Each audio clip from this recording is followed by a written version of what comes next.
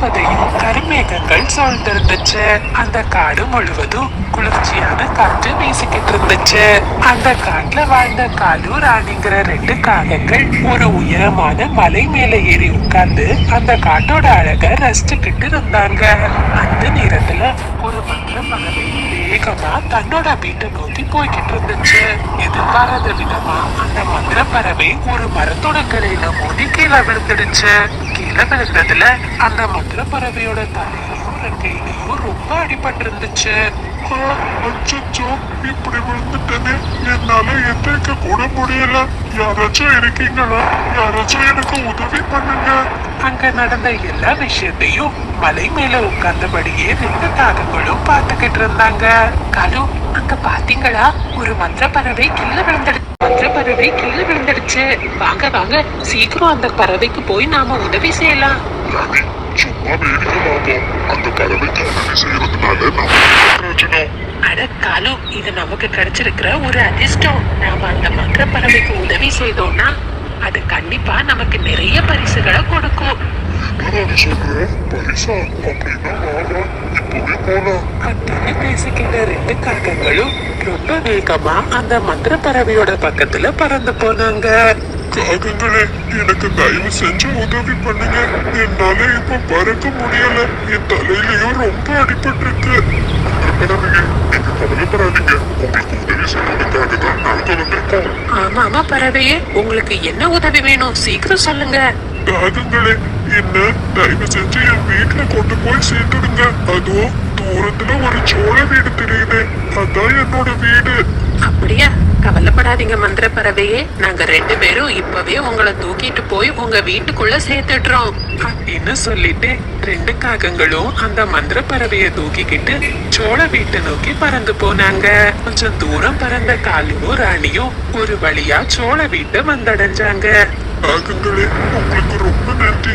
நீங்க மட்டும் இல்லைன்னா நான் என்ன ஆயிருப்பேன்னு தெரியாது. மந்திரப்பறவையே, நன்றி எல்லாம் இருக்கட்டும். முதல்ல உங்களுக்கு உதவி செய்ததுக்கான பரிசை உங்களுக்கு கொடுங்க.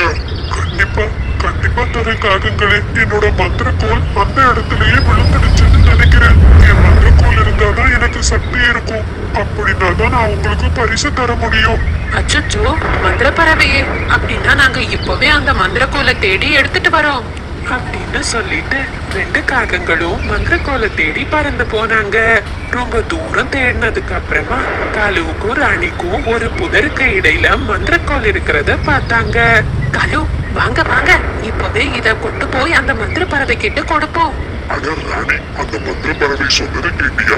இந்த மந்திரக்கோல்ல தான் எல்லா சக்திகளும் இருக்கு. நாம இத அந்த பறவை கிட்ட கொண்டு போய் கொடுத்தா நமக்கு ஏதாச்சும் ஒரு பரிசு மட்டும்தான் கிடைக்கும். ஆனா இந்த மந்திரக்கோல் நம்ம கிட்ட இருந்தா நமக்கு வெறும் பரிசு தான். அட ஆமா, முதல்ல அந்த மந்திர பறவைக்கு ஒரு முடிவு கட்டணும். அப்பதான் நம்ம மந்திரக்கோலை யாரும் வாங்காம இருப்பாங்க அப்படின்னு பேசிக்கிட்டு ரெண்டு காகங்களும் சோழ வீட்டை நோக்கி பறந்து போனாங்க. மந்திரக்கோலே, இந்த வீட்டோட கதவை இல்லாம ஆக்கிடு. காலுக்காக இப்படி சொன்னதுமே அந்த சோழ வீட்டோட கதவு மறைஞ்சு போயிடுச்சு. அச்சோ, காகங்களே, நீங்க என்ன செய்யறீங்க? தயவு செஞ்சு என் மந்திரக்கோலை என்கிட்ட கொடுத்துடுங்க. இந்த மந்திரக்கோலை உன்கிட்ட கொடுக்கறதுக்கு தான் நாங்க கஷ்டப்பட்டு தேடி கண்டுபிடிச்சோமா? நீ மந்திர பறவையே, இனிமே இந்த மந்திரக்கோல் எங்களுக்கு சொந்தம். காகங்களே, இந்த மந்திரக்கோலை நீங்க தவறா பயன்படுத்தினா அதனோட விளைவு ரொம்ப மோசமா இருக்கும். ஏ மந்திர பறவை, எல்லாம் எங்களுக்கு தெரியும். இனிமே உன்னால இந்த வீட்டை விட்டு வெளியவே வர முடியாது அப்படின்னு பேசிக்கிட்டு ரெண்டு காகங்களும் அந்த மந்திரக்கோலை எடுத்துக்கிட்டு ரொம்ப சந்தோஷமா தங்களோட வீட்டை நோக்கி பறந்து போனாங்க. ராணி, இப்போ நாம நினைச்சா என்ன வேணாலும் செய்ய முடியும். உனக்கு என்ன வேணும் கேளு. பாலு, எனக்கு ரொம்ப நாளா பிரியாணி சாப்பிடணும்னு ஆசையாவே இருந்துச்சு. நீங்க இந்த மந்திரக்கோலை வச்சு நம்ம ரெண்டு பேருக்கும் பிரியாணிய வர வைங்க. மந்திரக்கோலே, எனக்கும் ராணிக்கும் பிரியாணிய கொண்டு வா. காலுக்காக இப்படி சொன்னதுமே அந்த மந்திரக்கோல் ரெண்டு காகங்களுக்கும் பிரியாணிய கொடுத்துச்சு. உடனே காலுவும் ராணியும் ரொம்ப சந்தோஷமா அந்த பிரியாணிய சாப்பிட்டாங்க. வயிறு நிறைய சாப்பிட்ட காகங்கள் பிறகு தங்களோட வீட்டுல படுத்து தூங்க ஆரம்பிச்சாங்க. அப்படியே மறுநாள் பொழுது விடிஞ்சது. அந்த மந்திரக்கோலை எடுத்துக்கிட்டு ரெண்டு காகங்களும் என்ன செய்யலான்னு யோசிச்சுக்கிட்டு இருந்தாங்க. காலு, நமக்கு இந்த மர வீடு ரொம்ப சின்னதா இருக்கு. இந்த மந்திரக்கோலை பயன்படுத்தி நமக்கு ஒரு பெரிய மாளிகை வீட வரவழைங்க. அவ்வளவுதானே ராணி, இப்போதே வர வைக்கிறேன். மந்திரக்கோலே, எங்களுக்கு ஒரு பெரிய மாளிகை வீட கொடு. காலுக்காக இப்படி சொன்னதுமே அந்த மந்திரக்கோள் ரெண்டு காகங்களுக்கும் ஒரு பெரிய மாளிகை வீட கொடுத்துச்சு. இந்த மாதிரி காகங்கள் நிறைய பொருட்களை வரவழைச்சாங்க.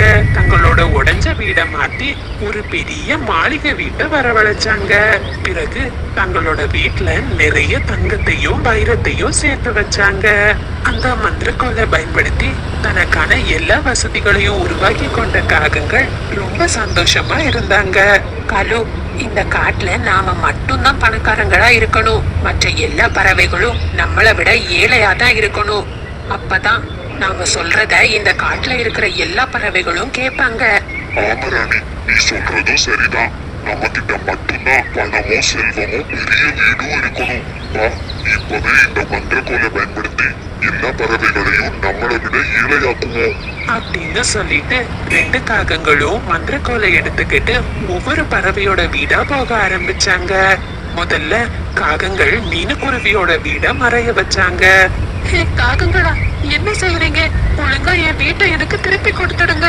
என் வீடு இல்லாம நானும் என் குழந்தையும் ரொம்ப கஷ்டப்படுவோம். குருவி, இன்னிலிருந்து இந்த காட்டுக்கு நான் தான் ராஜா. என் மனைவி தான் இந்த காட்டோட ராணி. நீங்க எல்லாரும் எங்களோட பேச்சதான் கேட்கணும். எங்க கிட்ட இருக்கிற மந்திரக்கோளால நான் உங்களை என்ன வேணாலும் செய்யலாம். இந்த மாதிரி காகங்கள் ஒவ்வொரு பறவைகளோட வீட்டையும் மறைய வச்சாங்க. இதனால ராத்திரி நேரத்துல அந்த காட்டுல வாழ்ந்த பறவைகள் குளிர தாங்க முடியாம ரொம்ப கஷ்டப்பட்டாங்க. நாளுக்கு நாள் காகங்களோட தொந்தரவு அந்த காட்டுல அதிகமாகிக்கிட்டே இருந்துச்சு. இந்த காட்டு ராணியோட தொல்லை தாங்க முடியல. ஒவ்வொரு நாள் ராத்திரியும் குளிர்ல நாங்க ரொம்ப கஷ்டப்பட்டுக்கிட்டு இருக்கோம்.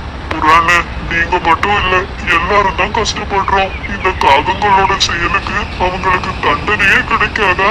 நண்பர்களே, நாம இப்போ இந்த காட்டுல இருக்கிறது நல்லதில்ல. காகங்கள் கிட்ட சக்தி வாய்ந்த மந்திரக்கோள் இருக்கு. அந்த மந்திரக்கோலை வச்சு அவங்க என்ன வேணும்னாலும் செய்ய முடியும். கொஞ்ச நாட்களுக்கு நாம வேற காட்டுல தங்குறது தான் நல்லது அப்படின்னு பேசிக்கிட்டு எல்லா பறவைகளும் வேற காட்டுக்கு போகணும்னு முடிவெடுத்தாங்க. அப்படி முடிவெடுத்த பறவைகள் பக்கத்து காட்டை நோக்கி பறந்துகிட்டு இருந்தாங்க. ரொம்ப தூரம் பறந்த பறவைகள் ரொம்ப களைப்பா இருந்தாங்க. அவங்க தண்ணி குடிக்கிறதுக்காக ஒரு நதிக்கரையோட பக்கத்துல போய் உட்கார்ந்தாங்க. அந்த சமயத்துல ஒரு வீட்டுக்குள்ள இருந்து யாரோ அழுகிற சத்தம் கேட்டுச்சு. வாங்க வாங்க, யாருக்கும் உதவி தேவைப்படுது. நாம இப்பவே அங்க போலாம் அப்படின்னு பேசிக்கிட்ட பறவைகள் அந்த சோழ வீட்டை நோக்கி பறந்து போனாங்க. பறவைகளே, தயவு செஞ்சு எனக்கு உதவி பண்ணுங்க. என்ன இந்த வீட்டுக்குள்ள இருந்து வெளியே எடுங்க. இந்த வீட்டுக்கு தான் கதவே இல்லையே. இந்த வீட்டுல இருந்து நாங்க உங்க எப்படி வெளியெடுக்க முடியும்? பறவைகளே, ஒரு காகங்கள் தான் என்னை ஏமாற்றி என்னோட மந்திரக்கோலை பிடிக்கிட்டாங்க. அந்த மந்திரக்கோல் இருந்தாதான் என்னால இந்த வீட்டுல இருந்து வெளியே வர முடியும். ஓஹோ, அப்படின்னா உங்களோட மந்திரக்கோலை தான் அந்த காகங்கள் எடுத்து வச்சிருக்காங்களா? நண்பர்களே, நான் எப்படியாச்சும் அந்த காகங்கள் கிட்ட இருந்து மந்திரக்கோலை எடுத்துட்டு வந்துடுறேன். நீங்க சாராவை பத்திரமா பாத்துக்கோங்க அப்படின்னு சொன்ன மீனுக்குருவி மறுபடியும் நாப்பூர் காட்டை நோக்கி பறந்து போச்சு. அப்படியே ராத்திரி நேரம் வந்துச்சு. காகங்கள் அவங்களோட வீட்டுல ரொம்ப அசந்து தூங்கிக்கிட்டு இருந்தாங்க. அந்த நேரத்தை பயன்படுத்தின மீனுக்குருவி மெதுவா காகங்களோட வீட்டுக்கு பறந்து போச்சு. சத்தமே இல்லாம காகங்களோட பக்கத்துல இருந்த மந்திரக்கோலை எடுத்துக்கிட்டு ரொம்ப வேகமா மீனுக்குருவி அங்கிருந்து பறந்து வந்துடுச்சு. மோசமான காகங்களே, இந்த மந்திரக்கோலை வச்சு நீங்க எவ்வளவு அநியாயம் செய்தீங்க. நாளைக்கு உங்களோட அநியாயத்துக்கெல்லாம் முடிவு கிடைக்க போகுது. அப்படியே மறுநாள் காலையில வந்துச்சு. அந்த மந்திரக்கோலை பயன்படுத்தின மீனுக்குருவி அந்த சோழ வீட்டுல இருந்த மந்திர பறவைய வெளியே கொண்டு வந்துச்சு. பறவைகளே, உங்களுக்கு ரொம்ப ரொம்ப நன்றி. நீங்க மட்டும் இல்லைன்னா நான் இந்த வீட்டுக்குள்ளேயே இருந்து இறந்து போயிருப்பேன்.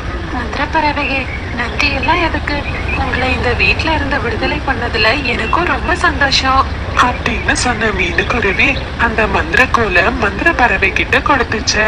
நீங்க அந்த காகங்களுக்கு சரியான பாடத்தை கற்றுக் கொடுக்கணும். அந்த காகங்கள் அந்த மந்திரக்கோலை வச்சு எங்களை ரொம்ப கஷ்டப்படுத்தினாங்க. கவலைப்படாதீங்க பறவைகளே, அந்த காகங்களுக்கு நான் சரியான தண்டனையை கொடுக்கிறேன். அப்படின்னு சொன்ன மந்திர பறவை அந்த மந்திரக்கோலை எடுத்துக்கிட்டு காகங்களோட காட்டை நோக்கி பறந்து போச்சு. மந்திரக்கோலோட மந்திர பறவை திரும்பி வந்திருக்கிறத பார்த்த காகங்கள் ரொம்ப பயந்துட்டாங்க. மந்திர பறவையோ அந்த காகங்கள் மந்திரக்கோலை பயன்படுத்தி வரவழைச்ச எல்லா செல்வத்தையும் அப்படியே மறைய போக வச்சுட்டாங்க. அதே நேரத்துல மந்திர பறவை அந்த காட்டுல இருந்த மற்ற பறவைகள் எல்லாருக்கும் பெரிய வீட்டை பரிசா கொடுத்தாங்க. இதனால எல்லா பறவைகளும் ரொம்ப சந்தோஷமா இருந்தாங்க. ஆனா காலுவையும் ராணியையும் எந்த பறவைகளும் அவங்களோட வீட்டுல சேர்த்துக்கல. வீடு இல்லாம அந்த காகங்கள் கடுமையான பனிப்பொழிவுல ரொம்ப கஷ்டப்பட்டுக்கிட்டு இருந்தாங்க.